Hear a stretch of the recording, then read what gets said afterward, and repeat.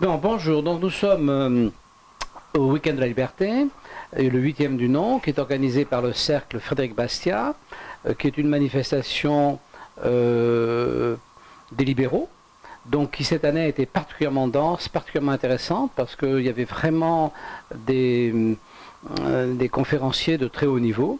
Et donc là, j'ai l'honneur de passer un petit moment avec vous, avec Monsieur Garello, le professeur Garello, donc qui nous a donc hier soir fait une conférence sur le libéralisme, la difficulté d'être libéral parce que c'est presque un gros mot, et le fait qu'on n'avait pas de raison d'avoir honte d'être libéral, qui est un truc invraisemblable, c'est que les libéraux se trouvent dénoncés comme étant des sectaires, alors qu'ils sont exactement l'inverse, ne serait-ce que par son mot libéral, ça veut dire l'inverse d'être sectaire.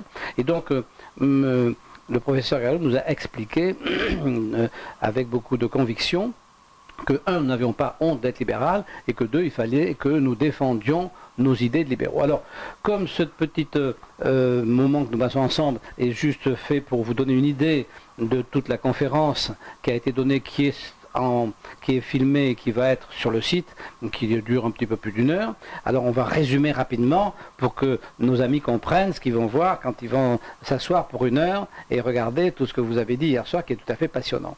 Alors, donc, le libéralisme, gros mot. Alors oui, c'est un gros mot. Et je n'en veux pas aux Français pour une bonne raison, c'est qu'ils n'ont jamais connu de gouvernement libéral et que les rares programmes qui fleuraient un peu le libéralisme ont disparu aussi vite qu'ils étaient apparus. Il y a eu quelques moments dans l'histoire de France où on a failli passer au libéralisme. Je me rappelle d'ailleurs de 1986, avec la victoire des libéraux spectaculaires, mais à l'époque on surfait sur une vague libérale mondiale avec Margaret Thatcher et Ronald Reagan, pourquoi pas la France. Et puis en 88 on retombe en socialisme pour ne pas en ressortir jusqu'à aujourd'hui, et on y est déjà toujours. Parce que évidemment les Français sont tentés de dire que le libéralisme c'est la cause de tous leurs maux, la mondialisation, la concurrence sauvage, le dumping social. Et ils disent, ah ben voilà, c'est l'ultralibéralisme qui nous a menés là où on était. Alors, c'est tout l'inverse. C'est parce qu'on s'est écarté des principes libéraux que l'on est dans une situation de chômage massif, et comme vous l'avez dit aussi, de mensonges collectifs, mensonges sur ce qu'est le libéralisme et la liberté. Oui, ça c'est vrai que il n'y a pas une perception quand on a envie et quand on est libéral. C'est vrai qu'on se rend compte que les interlocuteurs ne savent pas ce que ça veut dire quand même. Exactement. C'est le problème. Exactement. Et c'est une exception française, parce que dans tous les pays libres, il existe un courant libéral, des partis libéraux, des présidents libéraux, et on ne voit réellement pas pourquoi ce qui séduit les gens à l'étranger demeure encore l'objet de critiques, d'avanies et de malentendus de la part des Français. Mais je reviens sur un point important. Vous parliez de ma conférence hier soir. C'était pour mesurer à quel point les Français sont asservis. Oui. La Boétie parlait de la servitude volontaire. Et il expliquait que les États sont adroits à fabriquer de la clientèle, à distribuer des privilèges, de telle sorte que les gens soient redevables à la puissance publique du peu de bien-être dont ils disposent. Eh bien, aujourd'hui, nous vivons sous la férule des monopoles publics. Exactement. Voilà. Exactement. Alors, c'est cette inversion de la pensée qui est extraordinaire, c'est que ces gens qui sont étatistes, donc qui font passer l'État avant l'individu, qui est quand même, c'était la devise du fascisme, c'est-à-dire tout pour l'État, rien hors de l'État, l'État. Bon, l'État, oui, la Boétie expliquait que pour que la servitude soit réellement efficace, il faut qu'entre l'État et les individus, il y ait des relais. Absolument. Voilà. Alors, absolument. Les relais, ça s'appelle en effet, en italien, c'est-à-dire c'est le fascisme à proprement dit. Voilà. Il faut créer des réseaux, des faisceaux qui font que tous les individus puissent dépendre de la puissance publique. Alors, ce qui est extraordinaire, c'est que donc, ces gens qui donc font primer la collectivité par rapport à l'individu, nous reprochent de ne pas respecter l'individu. C'est absolument un non-sens, mais c'est un non-sens, c'est presque un scandale de vocabulaire. C'est-à-dire que, si vous voulez, on se retrouve accusé d'être des gens qui ne respectent pas l'individu, qui voulons la jungle, qui voulons... Et alors la loi du renard libre dans le poulailler libre. Alors que nous sommes évidemment complètement respectueux de l'individu, et que eux qui ne le respectent pas prennent l'étendard de c'est nous qui allons vous défendre en tant qu'individu. Ça, c'est quand même un miracle incroyable. Oui, ce sont des collectivistes qui prétendent défendre les individus. Et cette pensée, ils ont réussi à l'introduire parce que, si vous voulez, vous prenez un jeune qui a fini sa scolarité, c'est ce qu'il pense. Et pour qu'il revienne et qu'il comprenne ce qu'on a expliqué, il faut 1 heure. Oui, oui. Et pourtant, c'est simple. Le principe du libéralisme, c'est que la liberté permet à chaque individu d'aller jusqu'au bout de son talent, de ses capacités. Vous avez cité Frédéric Bastiat. Bastiat a expliqué que en chacun d'entre nous, il y a un potentiel et il faut que l'individu s'accomplisse en quelque sorte, aille au plus loin de ses capacités. C'est pourquoi il insistait sur l'importance de la propriété. Parce que la propriété, c'est ce qui permet de reconnaître les mérites des uns et des autres. Et alors qu'aujourd'hui, la propriété est spoliée. Elle est spoliée par la fiscalité, elle est spoliée par les lois sur l'immobilier, sur les revenus, sur les grandes fortunes, n'est-ce pas? Et la propriété est attaquée de tout point. Parce qu'on nous dit, les adversaires du libéralisme nous disent la chose suivante. Ils nous disent, la liberté n'existe pas si on ne peut pas en profiter. C'est-à-dire qu'ils nous disent la liberté, elle n'est pas fatalement accessible à tout le monde, c'est pas suffisant. C'est pas suffisant, par exemple, d'avoir le droit d'aller, mettons, à New York. Encore faut-il que quelqu'un vous paye le billet, si vous ne pouvez pas le payer.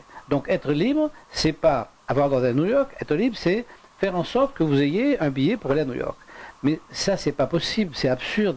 Et c'est là qu'est le problème. Ils prétendent que eux vont donner à la population les moyens, et en fait c'est une escroquerie parce qu'ils prétendent ça, mais ils ne le font pas, et au contraire ils paupérisent tout le monde, et en fait plus personne peut aller à New York. C'est ça finalement, in fine, l'histoire. Oui, alors 2 remarques. La première, c'est qu'ils veulent arriver à donner un billet pour New York à tout le monde, mais la redistribution, elle a des limites, c'est-à-dire que l'argent, de toute façon, il faut le prendre quelque part. Absolument. Donc on va le prendre chez ceux qui créent des richesses, chez ceux qui travaillent, qui investissent, qui entreprennent, qui épargnent, etc. Donc peu à peu, on balaie l'épargne, l'investissement, l'entreprise et le travail. Et qu'est-ce qui reste? Le gâteau va se réduire peu à peu. Alors, c'est bien beau de vouloir le couper de manière plus égalitaire, mais la taille tend à se réduire. Alors ça c'est le premier point de vue. Et le deuxième point de vue, c'est que la réalité humaine est exactement l'inverse.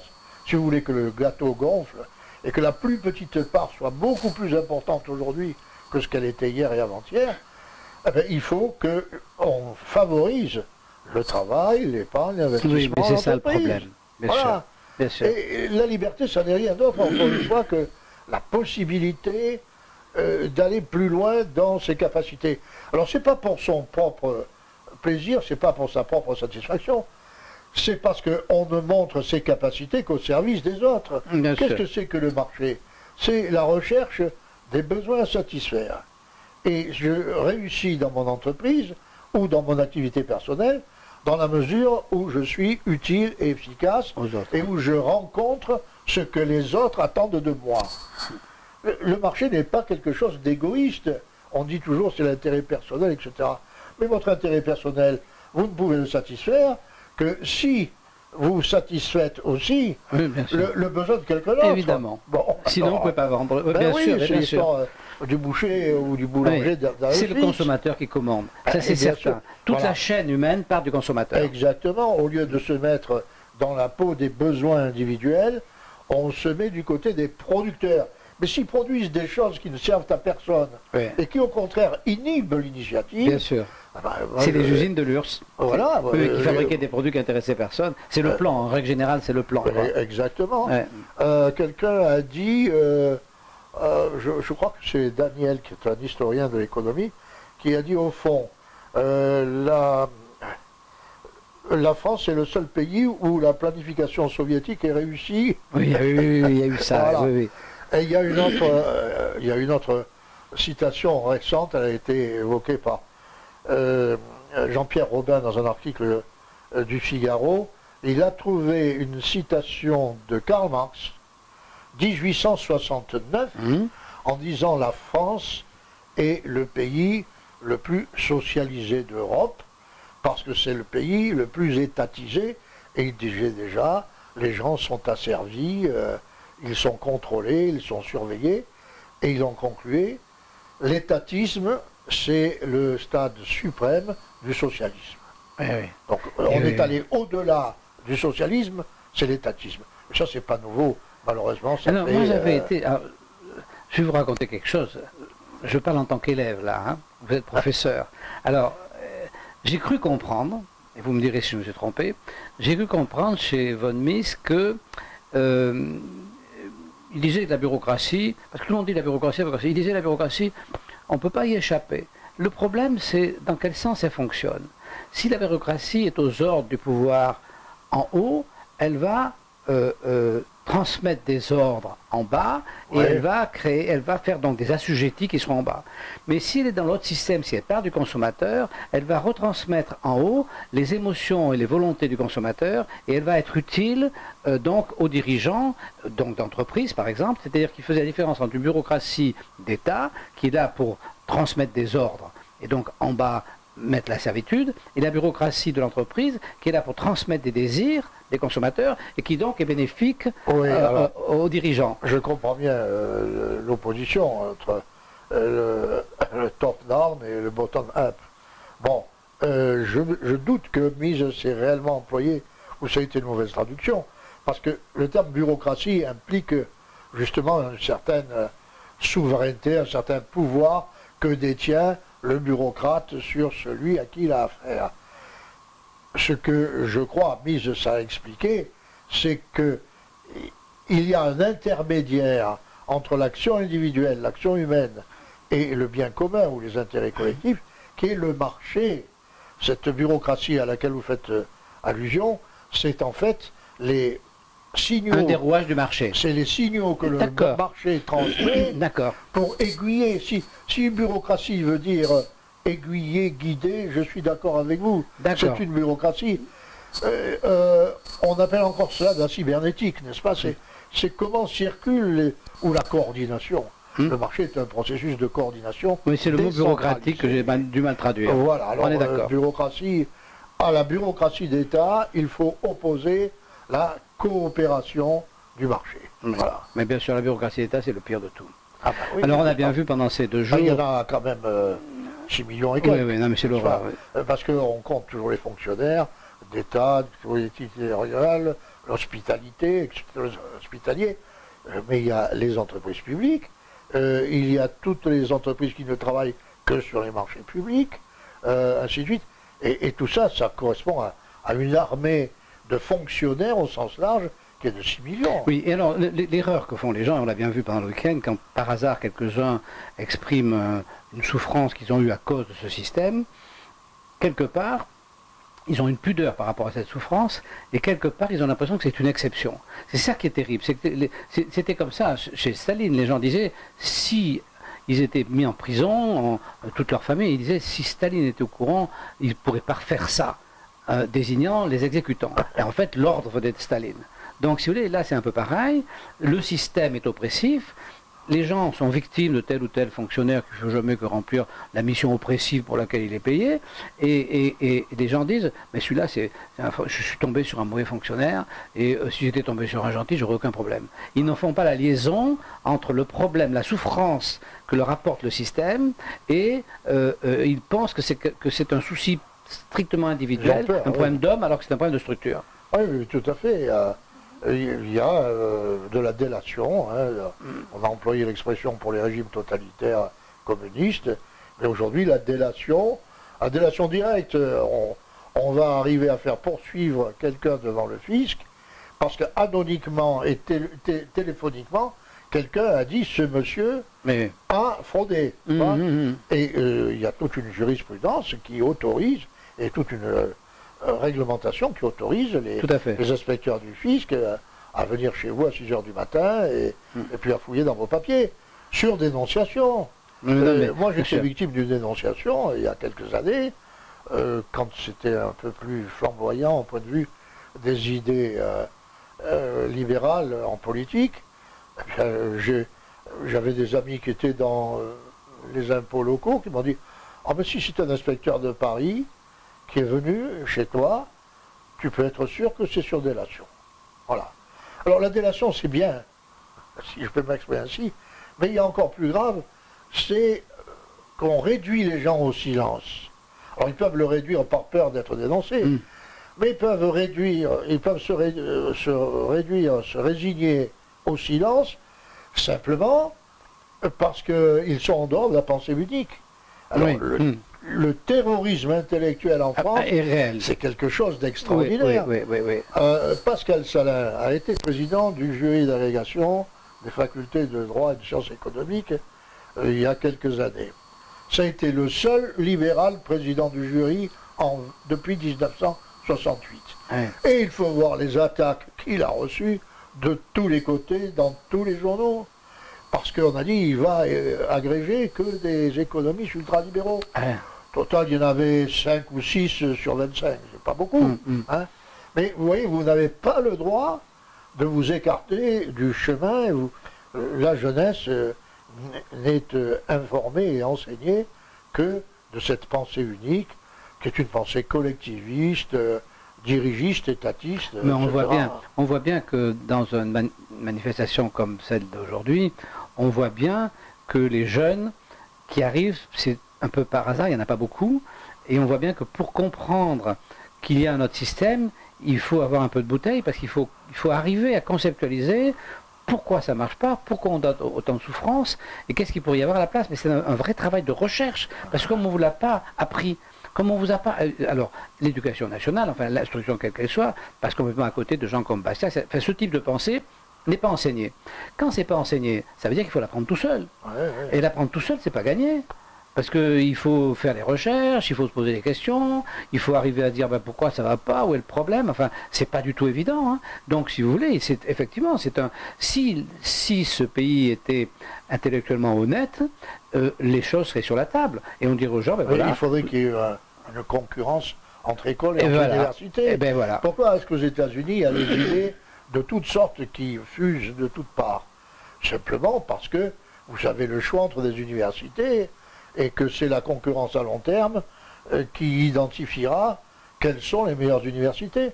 En France, l'université, elle est programmée comme l'école, avec les matières à enseigner, les heures à consacrer à ceci. Oui, c'est ce manque de concurrence qui fait qu'on a qu'une seule... Les diplômes. En France, les diplômes sont des diplômes d'État. Absolument, il y a ce qu'on appelle le monopole de collation des grades. Seul l'État peut délivrer des diplômes. Alors il y a une exception heureuse, qui est celle des grandes écoles de commerce ou de finance. On leur a laissé un peu de liberté, mais pour le reste, il est certain que les diplômes universitaires sont un monopole public. Et ça tue la pensée. Alors moi je voudrais d'abord faire remarquer que grâce à vous et à d'autres pionniers, il existe quand même, grâce à Internet, une possibilité de briser la pensée unique. Votre mission, et vous la faites, vous remplissez très bien, c'est de briser la pensée unique. Tout à fait. En ce qui me concerne d'ailleurs, l'ALEPS, que j'ai dirigé pendant 37 ans, Association pour la liberté économique et le progrès social, a un site qui s'appelle Libre. Libre avec un S. Liberté et responsabilité, libre.org. Vous pouvez y aller. Bon, petite contribution à la pédagogie libérale. Et la deuxième remarque que je voulais faire, c'est que vous avez parlé de souffrance, c'est vrai, ce peuple souffre, nous souffrons tous de ces inégalités, de ces injustices, de cette servitude. Il faut passer maintenant de la souffrance à l'espoir. Et il faut dire aux gens que rien n'empêche que les Français, comme leurs voisins, presque tous, sont passés par une phase de dirigisme et d'étatisme. La concurrence mondiale les a amenés à y voir un peu plus clair, parce qu'on a pu observer ce que la liberté pouvait produire dans d'autres pays, et on s'est mis au niveau des meilleurs et des plus efficaces. Donc pourquoi pas les Français? L'espoir, c'est dans la liberté. Professeur, voilà. C'était très bien. Je crois qu'on a fait un survol. Vous avez eu, c'est un petit peu magique. Là, vous avez fait un survol de l'ensemble de notre manifestation, Oui, ce qui va permettre à tous ceux qui ne vont pas être des millions, hein, mais les quelques-uns qui vont regarder notre... les apôtres, c'était 12. Hein. Oui, notre site vont avoir envie de tout regarder. Et je pense qu'ils vont prendre beaucoup de satisfaction intellectuelle à regarder tous les intervenants qui ont été tout à fait intéressants. Bien.